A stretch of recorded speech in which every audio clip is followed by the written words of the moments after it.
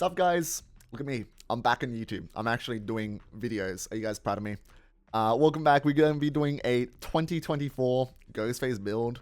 Since my last perk video, I've looked back on that, and a lot of that has become outdated just because of balance changes, Demogorgon coming back, so it's no longer a base game perk, bunch of stuff like that.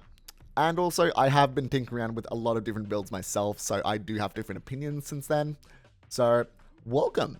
Similar to the last video, I'll be splitting this guide into a few different skill levels and stages of the game. So, do not worry if you don't have much teachable perks, you only have the base game killer perks. There will still be builds for you. I will be putting timestamps in the video. So, no matter what your skill level is, do not worry, there is a section for you.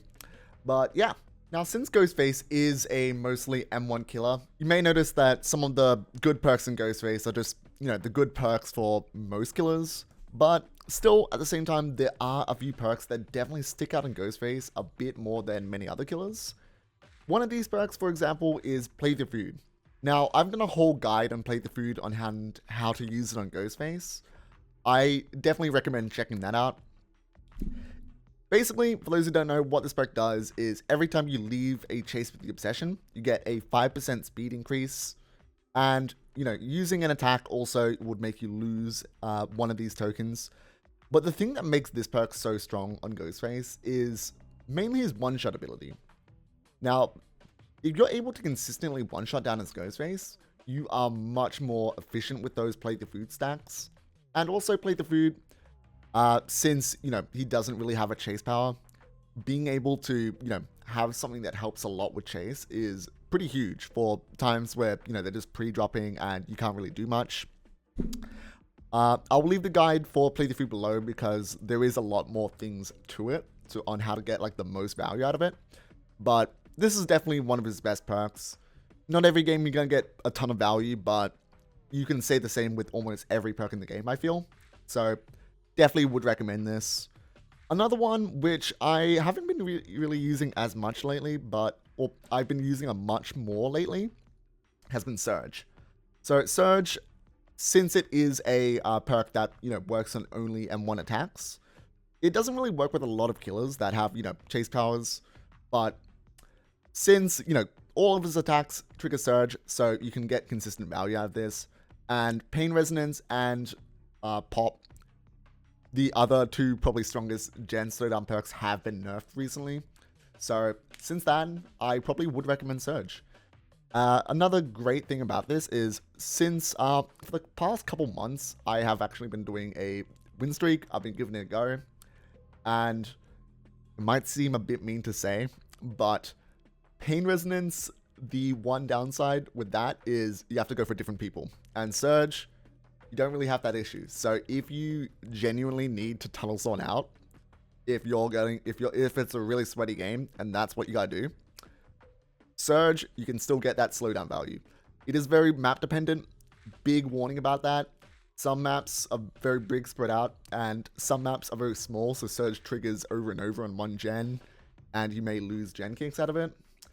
But even in those cases, if you lose, eight hits of a gen jolt, like Surge, that's still 64% of the gen in total, plus however much it regressed.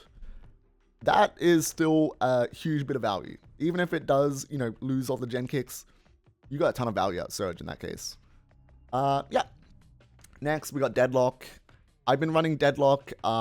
This is just a general slowdown perk that's great on any killer. But what I find it pretty good for is the games where you get a really bad start. This sort of helps with that, I guess. It's like, if they're splitting on 3 different gens, sometimes there's just not too much you can do.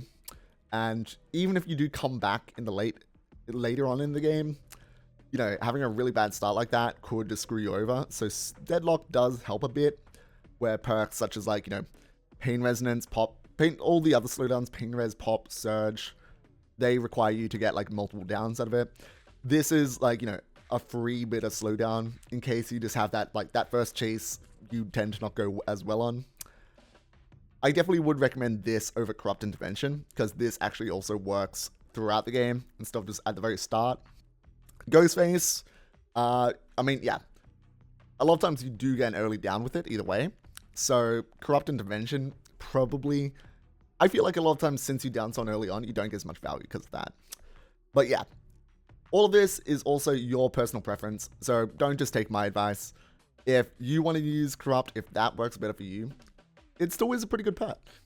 When it comes to other slowdown perks, or just perks in general that are great for Ghostface, the general perks that work on most killers are great in Ghostface. So Pain Resonance, Pop, even after the nerfs, they can be pretty good. Grim Embrace is a good perk, but I personally haven't been running it too much, since if you bring with Pain Res and Pop, a lot of times, if you use your 4 Pain Res stacks and your Grim Embrace, you have no, those 2 perks are gone for good. Whereas other perks like Surge or Pop can be used, more than just 4 times. So, yeah. Then you still have a little bit more just in case you run out those stacks. Either way, it's up to you though.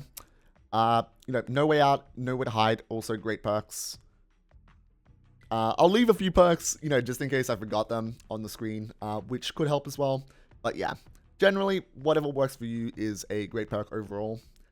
Agitation also is very great for applying pressure. A lot of people also try and take hits against Ghostface to get rid of their stalk progress, so it sort of helps with that. It lets you be more selective of the hooks you're choosing.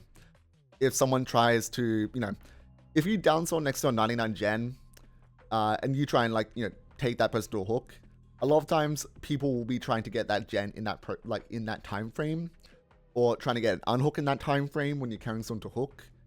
And since you're fast with Agi, you're sort of able to pressure them at the same time. You spend less time taking them to hook, securing that hook, and also you spend less time, you can guard them a bit as well. Also counters Sabo. All you need to counter Sabo is Agitation. You don't need a whole build around it. Just also don't worry about Iron Grass. Don't worry about Mad Grid. It's not fucking worth it. Agitation is way more than enough. I'm just throwing that out there as well. Yeah. Now on to beginners. If you don't really have as much of these teachable perks to choose from, you'll have much more of an issue with selecting perks, but there is still some builds you can do with just the base game perks and Ghostface's perks, which you obviously have in Ghostface. So, out of these, I probably would recommend Sloppy Butcher, Bitter Murmur. Sloppy Butcher, Bitter Murmur, Thrilling Tremors, I'm All Ears, and No One Escapes Death. These are probably some of your best picks for beginner perks. It's a lot harder now that, you don't have a lot of Demogorgon's perks, which were base game last year, which my last guide had 2 of those perks being my main recommendations. So, yep, don't really have those options though. But if you do have, if you're on console though, or I guess, base game though, Trapper does have Brutal Strength and Agitation, which are great perks all around. Lets you kick things faster and carry people to hooks faster. So you're going to have this person regardless, so definitely get those perks, level them up so you can use them on Ghostface.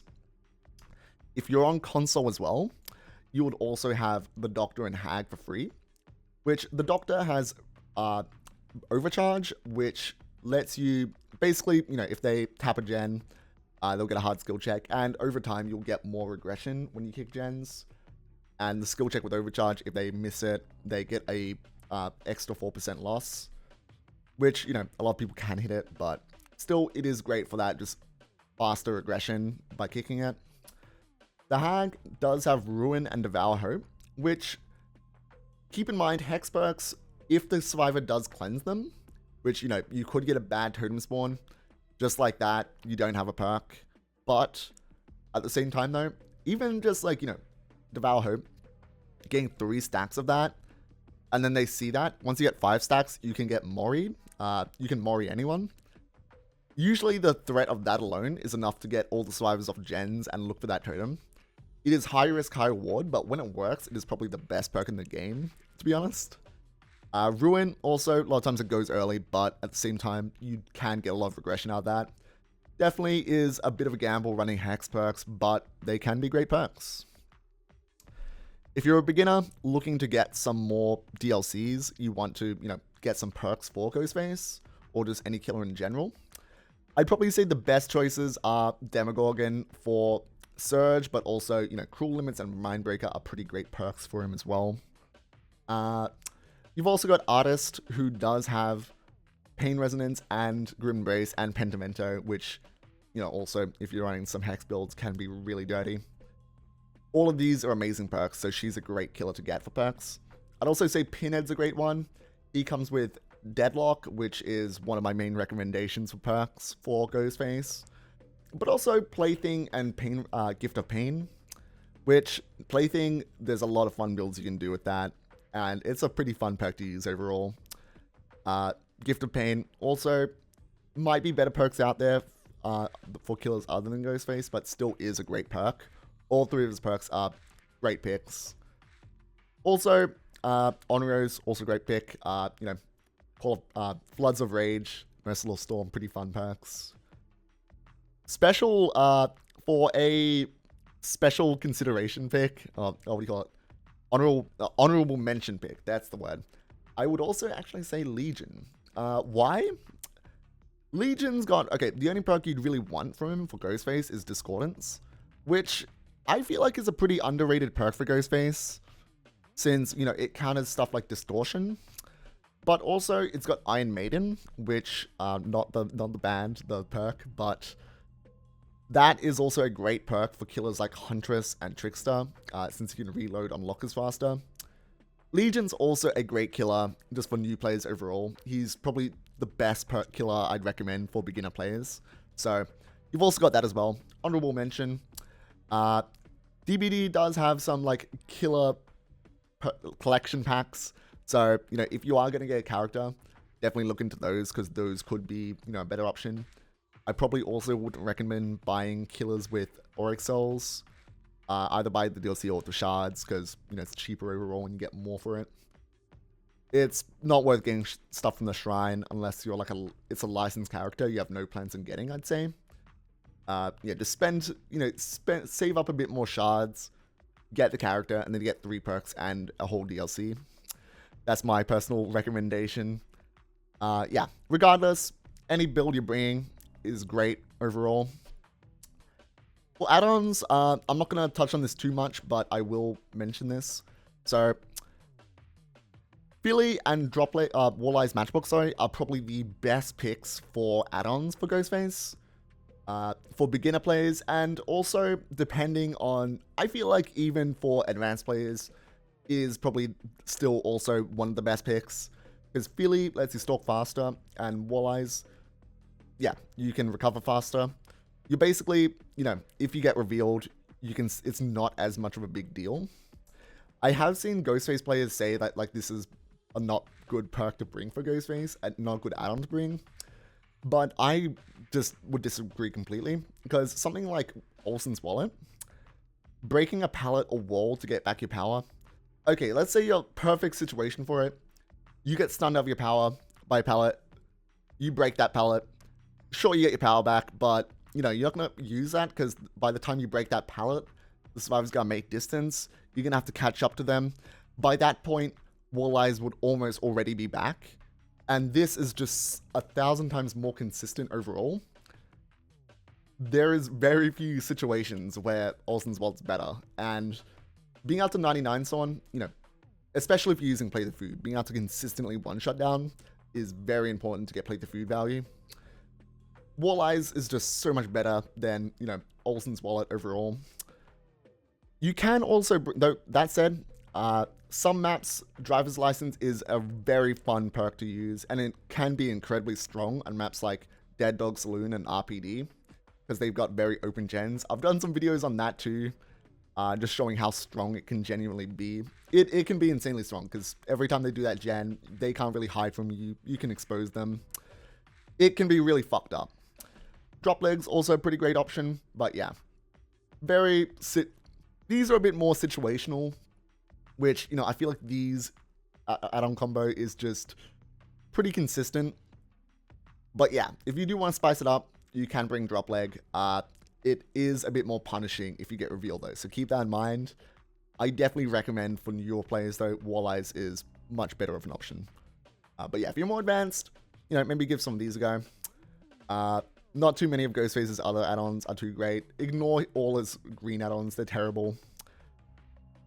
Exhaustion add-ons, very situational, depends on what add-on perks they're bringing, really.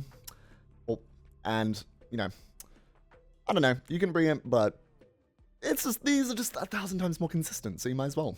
Alright, so for some fun builds and fun combos you can do, a really fun combo I like to do is play the food with Friends Till the End. Friends Till the End and Play the Food, what these do together is you can get your Play the Food value, but also Friends Till the End, once you hook the obsession, boom, brand new obsession. And also, whenever you hook someone who isn't the obsession, you can also see their aura.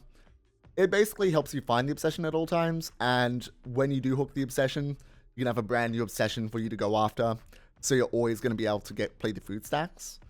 Also, one-shot downing with exposing, which is very huge. You know, getting those one-shot downs, your one-shot down kill it anyways, but, you know, Friends Till the End could help with that as well. An amazing combo.